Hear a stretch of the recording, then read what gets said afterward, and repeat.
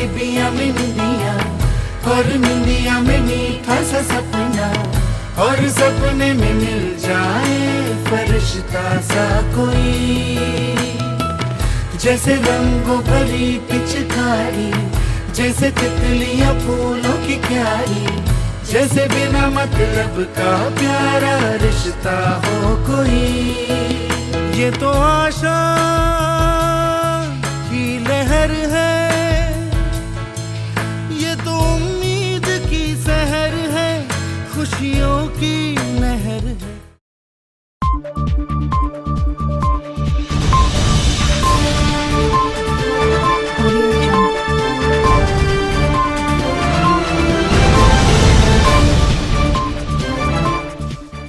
नमस्कार, मैं भूपेंद्र पटवा। एकता न्यूज़ में आपका स्वागत है। सबसे पहले प्यारे व नटखट बच्चों को बाल दिवस की हार्दिक बधाई एवं शुभकामनाएं। बाल दिवस के मौके पर एकता न्यूज़ ने नई पहल की है।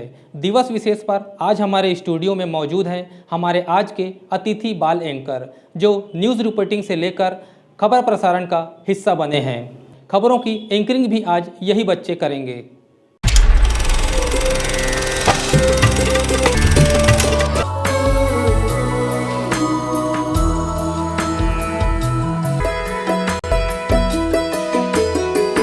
जैसे आँखों की डिबिया में निंदिया, और निंदिया में मीठा सा सपना, और सपने में मिल जाए फरिश्ता सा कोई।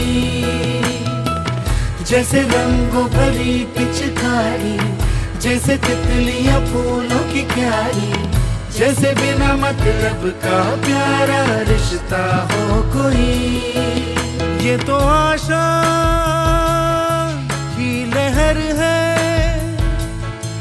ये तो उम्मीद की सहर है, खुशियों की लहर है।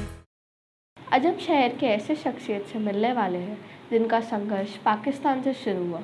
धमतरी जिले में जब अपनों का साथ नहीं मिला तो किराना दुकान से नए सफ़र शुरू हुआ। 86 वर्ष के सुरजीत नवदीप जी हास्य व्यंग के कवि हैं, जिनकी पहचान पूरे देश में साहित्य जगत में है। अनगिनत बार वे राष्ट्रीय मंच पर कविता पाठ कर चुके हैं।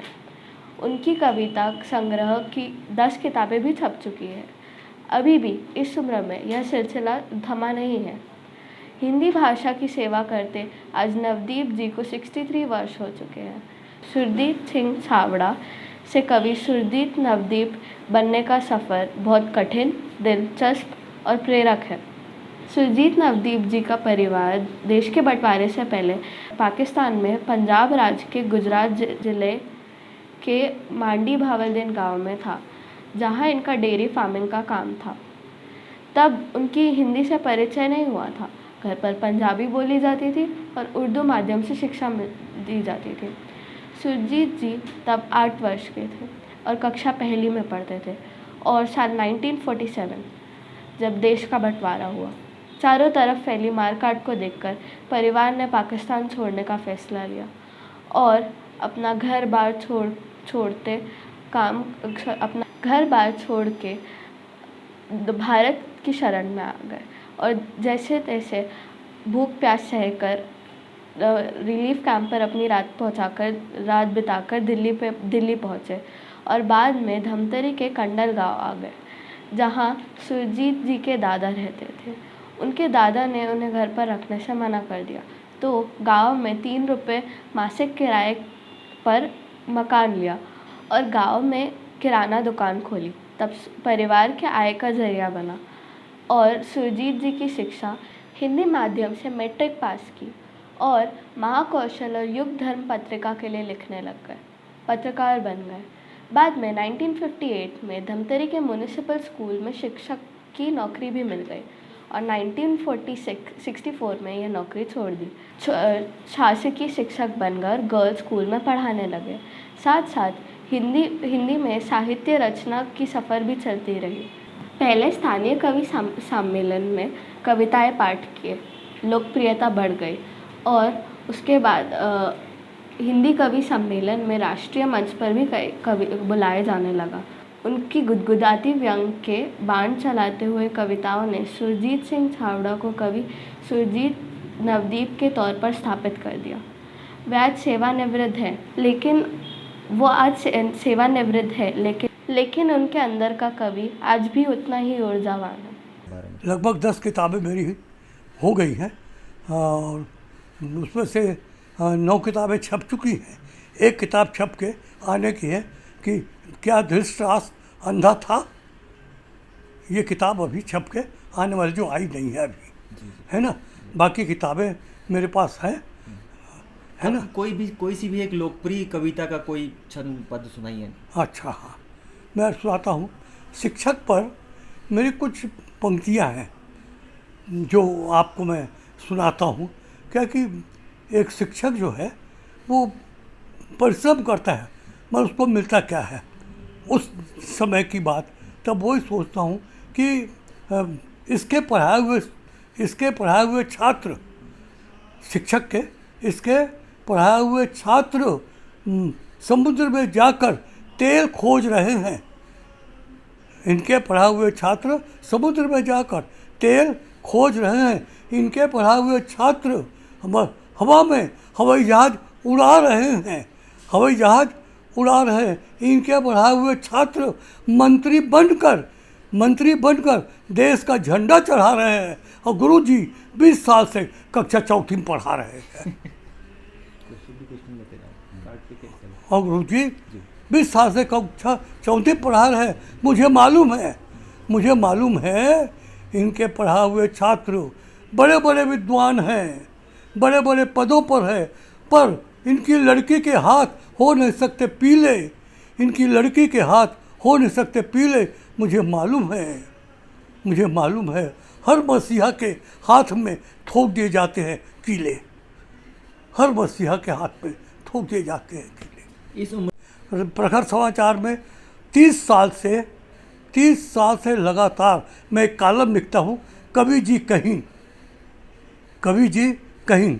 इसके पहले मैं अमृत संदेश में 4 साल तक मेरी नज़र में ये व्यंग्य कॉलम था, वो लिखा करता था, है ना। और हिंदुस्तान के लगभग अनेक पत्रिकाओं में, जो बड़ी से बड़ी पत्रिका है उसमें मेरी रचनाएँ छप चुकी हैं। आपकी जानकारी के लिए बताना चाहूँ, अभी एक संग्रह आ रहा है हिंदुस्तान में 80 प्लस जो कवि, लेखक, साहित्यकार हैं उनके ऊपर पुस्तक आ रही है।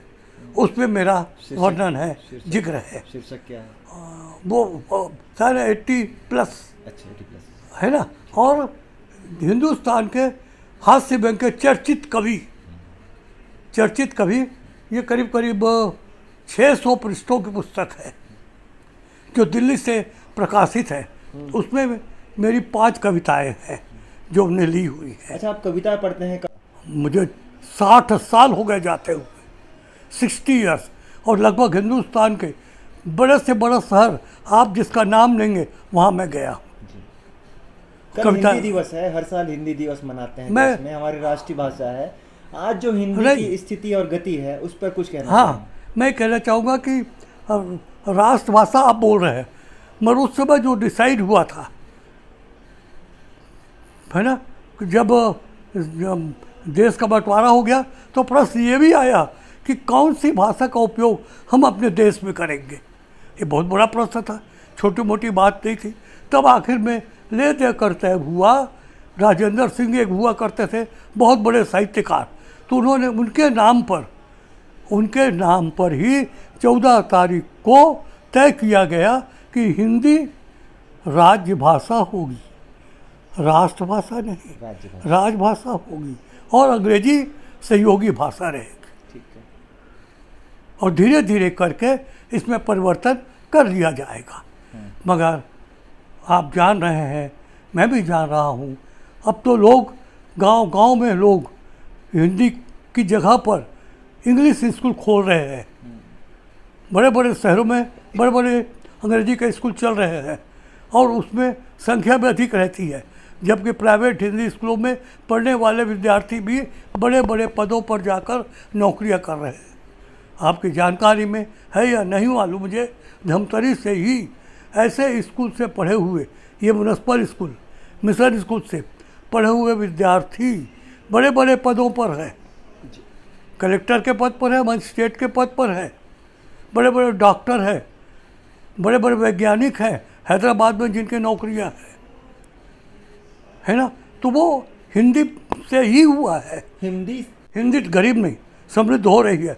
इसका उदाहरण है कि इतनी फिल्में आती हैं हिंदी की, और ये इस पर भी आप देखते हो, मोबाइल पर भी सब हिंदी के कार्यक्रम आते हैं और फिल्मों में भी आते हैं, लोग देखते हैं, प्रशंसा करते हैं। तो इसका मतलब है हिंदी की संख्या में वृद्धि हुई है, मगर जिस ढंग से होना चाहिए था वो नहीं हो पाई, क्योंकि बीच बीच में अंग्रेजी स्कूल की बाधा पहुंचती रही। तब प्रश्न आता था कितने हिंदी स्कूल तो इतने अंग्रेजी स्कूल। अब तो अलग अलग बड़े बड़े शहरों में दूर दूर तक अंग्रेजी स्कूलों में ही पढ़ाई हो रही है, पुस्तकें भी है।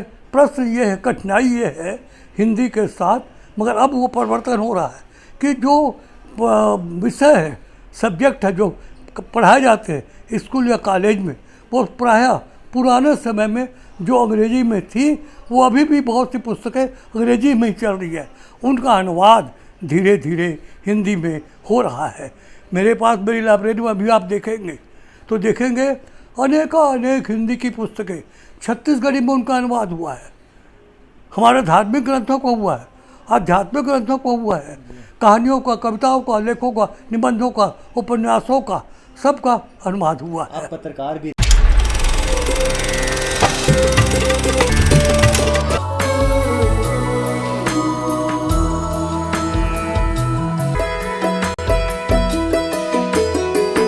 जैसे आँखों की डिबिया में निंदिया, और निंदिया में मीठा सा सपना, और सपने में मिल जाए फरिश्ता सा कोई। जैसे रंगों भरी पिचकारी, जैसे तितलियां फूलों की क्यारी, जैसे बिना मतलब का प्यारा रिश्ता हो कोई। ये तो आशा की लहर है, ये तो उम्मीद की सहर है, खुशियों की नहर है।